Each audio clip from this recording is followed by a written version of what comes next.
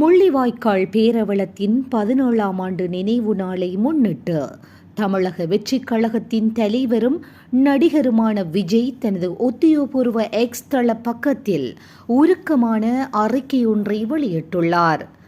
முள்ளிவாய்க்கால் நினைவை இதயத்தில் ஏந்துவோம் என தெரிவித்துள்ள அவர், ஈழத்தமிழர்களின் உரிமை போராட்ட களத்தில் தங்களது இன்னுயிர்களை தியாகம் செய்த பொதுமக்களுக்கும் மாவீரர்களுக்கும் தனது வீர வணக்கத்தை செலுத்தியுள்ளார்.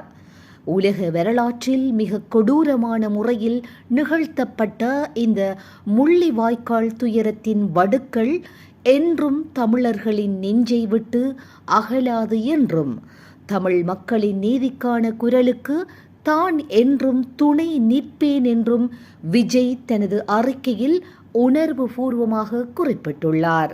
இதுபோன்ற செய்திகளை உடனுக்குடன் துல்லியமாக நீங்கள் அறிந்து கொள்ள கல்ஃப் நியூஸின் தமிழினை சப்ஸ்கிரைப் செய்வதனூடாக அறிந்து கொள்ள முடியும்.